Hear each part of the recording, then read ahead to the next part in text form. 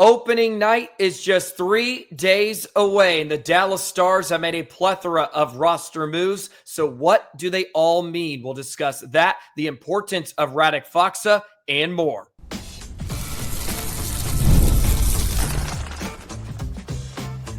You're Locked On Stars, your daily podcast on the Dallas Stars. Part of the Locked On Podcast Network, your team every day.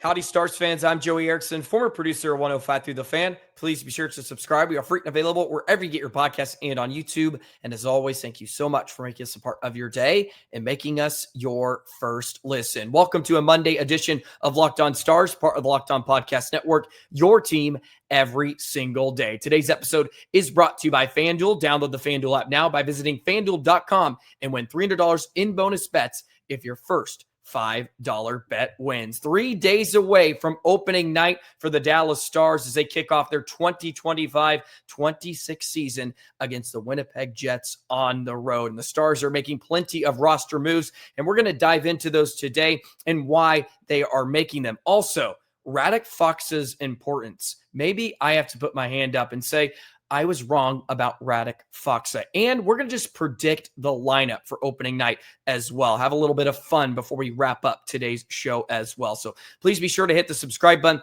drop a comment as well. Let me know how you're feeling about this upcoming season for the Dallas Stars. It's going to be an absolute blast. Pleasure to be with you. So let's dive right into all the roster moves the Stars have made over the last 2 days. And many Stars fans are used to this, especially after last year. The Stars had to move Liam Bichsel down before the beginning of the Stanley Cup playoffs in order to activate Tyler Seguin off the LTIR. And then they added Liam Bichsel back to the roster. So I think we're seeing some of those moves as well over the last couple of days. So on Sunday, the Stars ended up loaning back to Texas Justin Rutskovian, Cameron Hughes, Artur Huru, and Vladislav Kolyachonok. Kolyachonok was placed on waivers, and he passed. So he cleared waivers. He didn't pass, but he cleared, and he has been assigned back to Texas. Now, when it comes to Rutskovian and Huru, I believe Rutskovian is going to be on the opening night roster. That's at least my prediction. And now I think you could even say Artur Huru has a really good chance of making the opening night roster as well, with Oscar Beck being placed on the IR today. Now, Jamie Benn, who has also been placed on the IR, the Stars may end up moving him to the LTIR since it's predicted he's going to miss at least 4 weeks. It could be even longer than that. So today, specifically today, the Stars actually recalled Harrison Scott and Trey Taylor from the Texas Stars, and then Liam Bichsel was loaned back to Texas. Now, this one has to be purely a paper transaction. So for any Stars fans out there that are like, what are we doing? What's going on? You will not have to worry. Liam Bichsel's going to be on this team. Did you see the final preseason game the other night? My goodness. He's out here delivering body checks like it's game 52, and he's beating the snot out of Colorado Avalanche players, which was thrilling. Absolutely thrilling from Bichsel. Can't wait to see that in a full 82-game set here this season. Man, I love him. I'm ready for him to be a top 4 defenseman. We talked about that with Ryan a bit. I think it was his brother that is pretty adamant about Bichsel becoming sort of that top 4 caliber defenseman in Dallas next. But Niels Lundqvist is going to get an opportunity. We'll get to that a bit later on, but no worries there. So Harrison Scott, Trey Taylor were recalled. Now, there's a few reasons behind these moves. Believe it or not, it's actually more beneficial for Dallas. And if I'm not mistaken, it's more beneficial for Dallas to get as close to the cap ceiling as possible before they put Jamie Benn on LTIR, if they are going that route, because then they are able to acquire some more cap space, right? And then it allows them to be more flexible as well. Now, with Beck potentially out for at least the next week or so, who knows about his status on the weekend? He is certainly, I would predict, not going to play against Winnipeg on, Thursday night now. They probably will end up bringing in an extra forward. I think if everybody was healthy, they probably carry 13 or maybe even 14, or no, they would carry 13, excuse me. But now they may carry a couple extra just because of some nerviness about who they're going to have. And they just want to be extra safe, really, is the point I'm trying to make. They want to be safe with starting the year on the road too. After Winnipeg, they end up going to Colorado just 2 days later. So there is a lot of concern, I would think, from the Stars about making sure they just have bodies. And if you're not going to have Beck on the weekend, then they may end up recalling Rutskovian and Huru.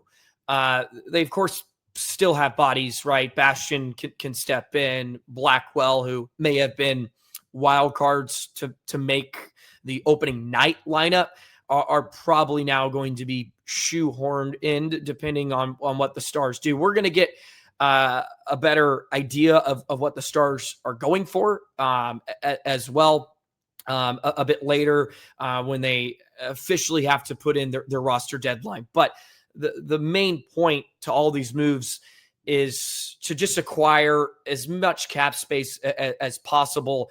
And if you get closer to that ceiling before you put Benn on IR or the LTIR, then it actually allows them to acquire some more cap space when it comes to bringing up like a Huru or Rutskovian, who of course aren't making a lot in the AHL, but it still gives them more space to be able to kind of make some roster moves and transactions here in the near future, at least, because Oscar Beck was a bit of a surprise. I know there was a picture circulating around that he had I don't even know what you call it, a guard on his wrist area. So we'll have to get more clarification on potentially what that injury is and how long he'll be out. But Benn and Oscar Beck are placed on the IR. Benn may go to the LTIR. We'll see. It was also noted that Luke Chris, Kyle McDonald, and Chase Wheatcroft have been placed on IR, non-rostered, of course. And we knew about their injuries earlier in training camp. But that is the reason behind multiple moves the Stars have made. And who knows, maybe Rutskovian or Huru is not called up for whatever reason. But I would predict Rutskovian is going to be called up. I think he's done enough to make this roster. And frankly, I think they need him because he's going to have some decent upside in terms of offense. If you ask me, I think there is going to be some potential there for him to score at this level. Maybe not score a ton, but with Benn down and now Beck, not like Beck was going to give you 20 goals this season, but Rutskovian is a scoring center winger, right? Like that's what he sort of does. He had a really good season in the AHL, and just seeing what we've seen in the preseason, he's looked comfortable. He hasn't looked out of his element, and I think there's a confidence there, and you're able to play him with other players that also are going to contribute. It's not like you're just sticking him on the fourth line, right? He may play with a Johnston and Bork. He may play with a Duchesne in Sagan. So there's going to be opportunities for him to benefit playing with other players that are more of his skill set than just throwing him on the checking fourth line, which is sort of how we envision what that fourth line is going to be with Faksa, Bastian, Blackwell, whatever combination, right? More of a checking fourth line. So just wanted to update all of you on some of those moves, but purely just cap saving reasons. And it actually is like Harrison Scott and Trey Taylor are actually the highest cap hits among AHL players. So again, that sort of goes back to getting as close to kind of the cap ceiling. As I'm recording this, the Stars have 148,000 just north of that projected cap space. So I would think next day, couple hours, we may see the final roster moves, and then we'll exactly know what the lineup is going to be.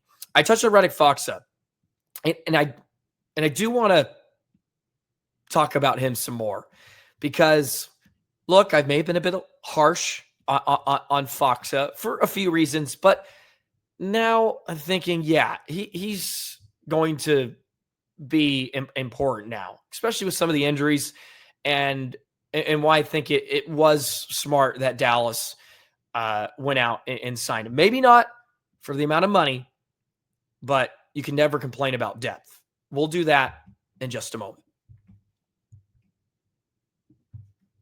Today's episode of Locked On Stars is brought to you by Monarch Money. Most people can't name all their financial accounts or even what they're worth, whether it's 401ks, properties, or investments. And when you don't have the full picture, you can end up leaving money on the table. That's where Monarch Money comes in. It's an all-in-one personal finance tool that brings your entire financial life together in one clean, easy-to-use interface on your laptop or your phone. Monarch is built for people with busy lives. If you put off organizing your finances, Monarch is for you. Monarch does the heavy lifting. You can link all your accounts in minutes, see clear data visuals, and get smart categorization of your spending, and finally feel in control of your money without ever touching a spreadsheet. I have trouble following along with my finances all the time. Monarch Money gives you a clean look at where maybe you can cut back. You can invest some of those savings, maximize your investments, right? Increase your savings rates. That's where Monarch Money comes in. Don't let financial opportunities slip through the cracks. Use code LOCKEDONNHL at monarchmoney.com in your browser for half off your first year. That's 50% off your year at monarchmoney.com. Use the code LOCKEDONNHL. So this is where I begin the segment saying I was wrong about Radek Faksa. I'm putting my hand up, Stars fans.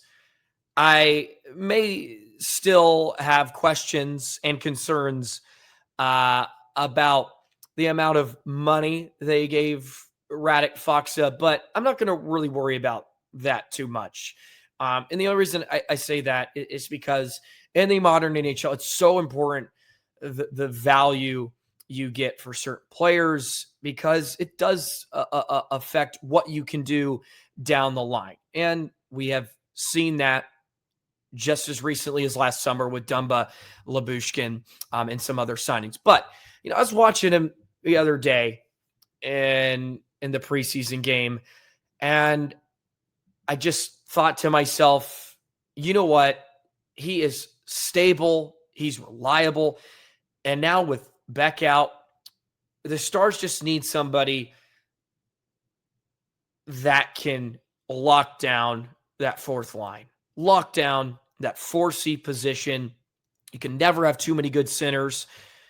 Faksa knows what the heck he's doing. He's been there, done that.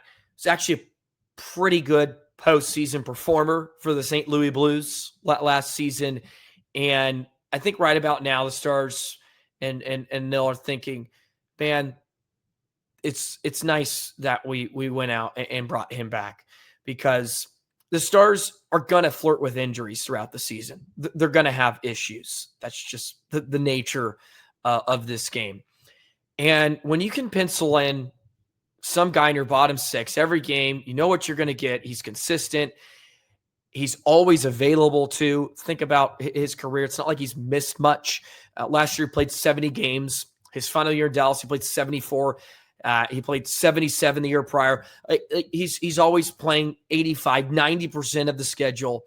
He's 31, and he's going to be a stable force, going to be able to set the tone for you, reliable defensively, hopefully chips in a bit too, right?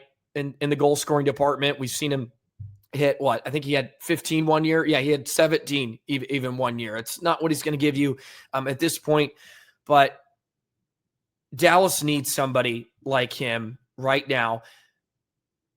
When you look at the roster sort of change, hasn't changed a ton, but they have obviously decided to go a bit different of a way, besides, just skill and speed like we saw the last couple of years under DeBoer. Like, they went out and got a Bastion, got some guys that can bring a physical presence. I think Fox is a part of that too. He plays a hard-nosed type of game, really good in the corners. Think is going to help out Golitzin in this system. If they seem to want to hold on to the puck a bit more in the offensive zone. It's something sort of jumped out to me over the last couple preseason games, holding on to pucks, cycling, and creating offense that way rather than maybe just relying a ton off the rush. Of course, it's going to be there. The Stars are talented, but being able to turn cycling and hard work on the walls into offense, filtering pucks on net and such. And look, it's maybe too hard on Faksa, and I'll give credit to a lot of Stars fans in the comments saying this is a great signing. This is smart. They like that signing, and I did too to some degree. Just the number may have been a bit kind of mind-boggling, not mind-boggling, but just maybe you could have found some better value somewhere else. Like a Jack Roslovic is still out there. It's a guy that always sort of intrigued me. He's still actually available, which is funny enough. But again, you bring in a guy like Fox, he knows Dallas. He's going to understand the system, how Golitzin wants to play, and he'll just be a steady presence for you. And I think Dallas really, really needs that, because there is some questions on who's going to play with who. And I think why Dallas sort of figures that out, why Golitzin, the coaching staff, may experiment a bit. They have a steady fourth line, and they're not going to have to worry about that. They can pencil in 12, they can pencil in 11 and 15, and just sort of be fine. And then you have a lot of good talent up front, and I think that's why I'm so optimistic about Dallas is just going to be able to figure it out. They're going to go in to opening night with a certain lineup in mind, and I bet it changes in 2 weeks, and it's going to be completely different. The lines get shuffled around, and it probably should to some degree, unless maybe the Stars just go guns a-blazing. But there's so many different combinations, and you had Rutskovian in the mix, who I think is going to get a chance to be on the opening night roster. They may want to kind of move him around, find where he complements a certain player better, or where he fits better, or he fits into a certain role, or the role they want him to play.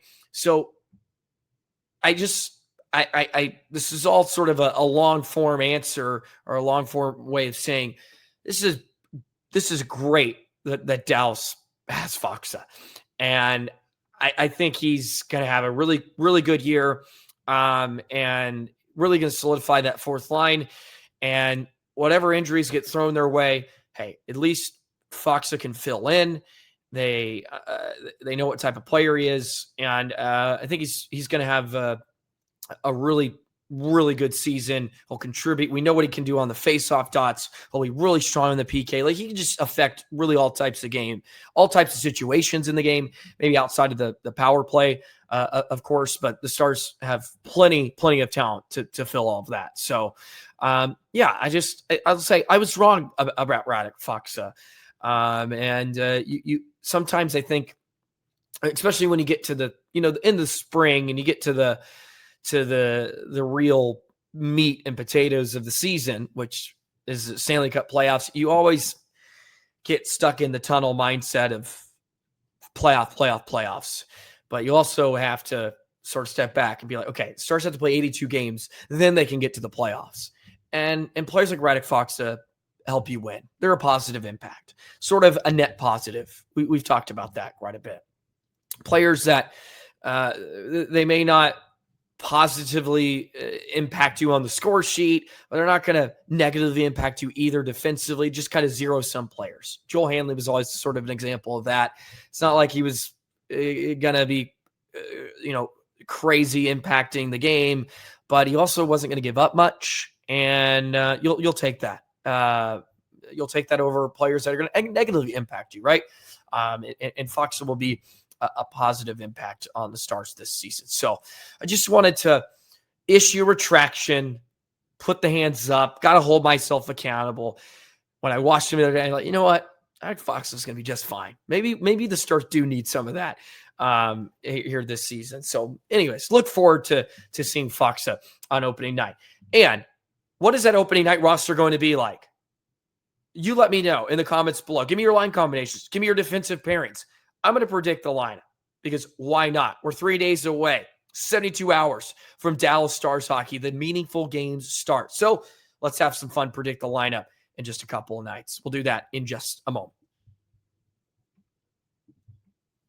Today's episode of Locked On Stars is brought to you by FanDuel. The NFL season is here, and FanDuel has an offer you don't want to miss. Right now, new customers can bet just $5 and get $300 in bonus bets if you win. That's right. Pick a bet, put down $5, and if it hits, you'll unlock $300 in bonus bets to use across the app. FanDuel's so much fun. It gives you so many ways to play. You can build parlays, try player props, or even follow the live lines during a game. Whether you're watching your favorite team, like I'm watching the Cowboys every week. Hey, I can't give a shot to the Cowboys in the FanDuel read this go around. Hey, they put belt to butt on those New York Jets the other day. So whether you're a casual fan or love diving into the stats, FanDuel makes the game day experience that much better. So what are you waiting for? Visit FanDuel.com to download the FanDuel app today and get started.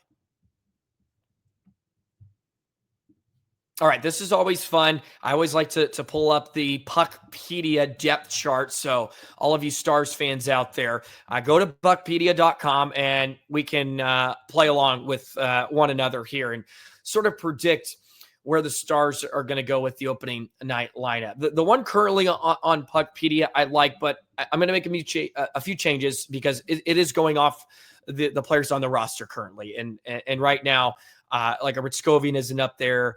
Huru or Bishel, of course. So let's do it as if I thought this was the opening night roster. And you do that as well in the comments. I don't think they're going to overthink it off the hop with the top line. I know they've tried some combinations. We've seen Steele during the preseason, even for a cup of coffee.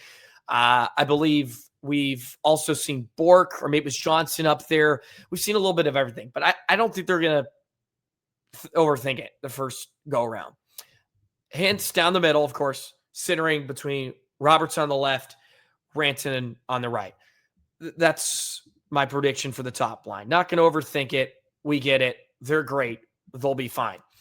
Now, second line, I'm all for, and that's where I'm going to stick to. Duchesne between Steele and Sagan. I'm sort of going on the record. I'm going to put out season predictions tomorrow. We're going to have some bold predictions. And I know the Stars don't play, but opening night is tomorrow for the NHL. So I'm going to put out my season predictions like I did last year. We're going to rank the Western Conference. I think I did the East last year. Maybe I didn't. We'll see. But also put some bold takes in there, some bold predictions. Steele, I think, is going to be a part of that. And you've heard me say it. I think he's going to be a better complement to that line than Mason Marchment even was over the last couple of years. And look, I know that trio was one of the best in the NHL last couple of years, but man, do I love me some Sam Steele. Doesn't mean he's going to score 25 goals. If he does, though, that's what I did mean. But I like Steele with Duchesne and Sagan. I think that's a really nice combination. Now, is it where it gets maybe a little intriguing? So I'm going to have Rutskovian on the left wing, and you're going to have Wyatt Johnston, and you're going to have Maverick Bork. That's third line. Johnston centering. You got Rutskovian on the left, Bork on the right. We did see that for a minute. We saw that in a couple preseason games ago, and I thought they looked really good together. I thought there was some good chemistry. I know they they kind of flipped Steele and Rutskovian at points, and even Robertson. But I think that's a good home for him. Two young guys. I think that's like it could be like your young guns line. You know, you get to hit him with sort of the vets. You got Duchesne, Sagan, Steele, and then you just have this young, energetic, juicy line still wanting to prove themselves. I know Johnston's done a lot here early on in his career, but he's still not even into his prime. Like, that's a line that I think is going to be hungry to just prove it, right? Bork, again, he has to prove it that he is ready for the NHL level. Well, he's obviously ready for it, but he proved he belongs and can score and actually have a big impact this year on Dallas. I like that. You just get 3 younger guys together. I think that's juice, gives you some energy. Rutskovian's going to be flying around, trying to make stuff happen. And Johnston, was just unbelievable during the preseason. Not like we're really going to have to worry about that. And then Bork continues to improve, right? Now the fourth line. Well, you would think Beck was going to be in there, but of course that's no longer an option. At least it seems that's going to be the way for opening night. So my fourth line, you're going to have Faksa down the middle. You're going to have Blackwell on the left wing, I would suppose, and then Bastian as well on the right. Is sort of how I would see that fourth line kind of shaking out. Just because you need Bastian now, you need Blackwell with Benn and Benn and Beck out. I am fascinated to see. I like Huru. He's had a couple really strong moments throughout camp in the preseason. It may not be opening night, but I would not be shocked maybe against Colorado they would throw Huru on that fourth line. He's a righty. They could throw him on the right wing with Faksa just to spice it up, right? But if I'm predicting opening night, I think it's Bastian, Faksa, Blackwell, sort of that fourth line. So I guess not a ton of crazy changes or anything maybe totally different than what we would expect. But again, like I've stated here already on today's show, in the next 3 weeks or so, you're going to see so many different combinations. It's almost like not worth doing this, but it is fun to kind of predict maybe what we'll see. Now, on defense, I think it's pretty likely. I will say if Hoover isn't playing, I think he's going to be the 13th forward. Is how I see it. Now on defense, Lindell Haskin, we get it. Harley Lundqvist, we get it. And then it's going to be Bishop Labushkin and Petrovic. He's seemed to win the job, which again I have probably said since the middle of June that Petrovic needs a shot. He's going to have a bigger role this year. He's 33. He's been chosen over guys you went and signed in the offseason to play in the postseason. He has been chosen and just plucked from the AHL 2 years in a row to play like meaningful minutes for the Dallas Stars because they haven't trusted some others. So it just makes a whole lot of sense. He's your 7th guy. I think he's really important too because he can give Labushkin a bit of a rest when he needs it. Labushkin played a lot last year. He's playing in those high leverage minutes with Harley. So Petrovic can give him a rest when he needs to. It'll also help, I think, Labushkin playing with Bishop, so they won't have to play as much. They're just based off being the third pair. So he'll be able to take less minutes. And all in all, I think that's good for the Dallas Stars. I think it's going to benefit Nazardine, going to benefit the Stars come playoff time. More importantly, guys can be fresher. And there's just a lot more stability back there than there maybe has in the last couple of seasons. Because, you look at the last opening night roster, it was Miro with Dumba, I think, then Lindell, Labushkin maybe, and then Harley Lundqvist. There's a lot of interesting combinations. And we all know, I think 3 of the 4, Bishop wasn't even up.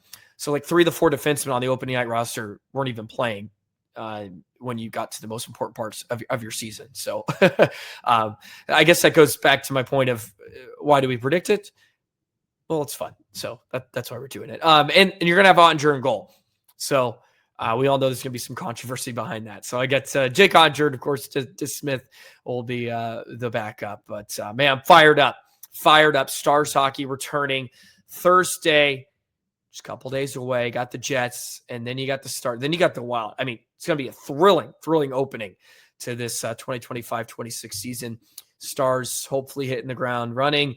They have a couple injuries here, but look, it was going to be kind of the year of some guys that were playing lesser roles the last couple of years needed to step up. So they get to try to step up right off the hop. So that's going to do it for today's episode of Locked On Stars. We'll see some more moves, so be on the lookout for that. You can follow us at Locked On Stars on X. I just retweet a lot of the news that's coming out and try to stay up to date on all that's happening. So, yeah, please follow us there. You can, of course, subscribe here. We really appreciate it. We're almost 5,000 subscribers. Let's try to get to that as opening night rolls around. That would be awesome. And appreciate all the love and support as always. I'm going to have season predictions episode tomorrow. I think we're going to go with that as kind of the NHL kicks off. Put some bold predictions in there for Dallas. And also want to talk about our Locked On Top 100 players list in a couple days. So maybe we'll do that Wednesday, kind of just one more day of waiting. Starts to have a lot of representatives. So I'd love to share some of that with you and more. But anyways, that's going to do it. Have a great Monday, Stars fans, and we'll see you on the next episode. So long.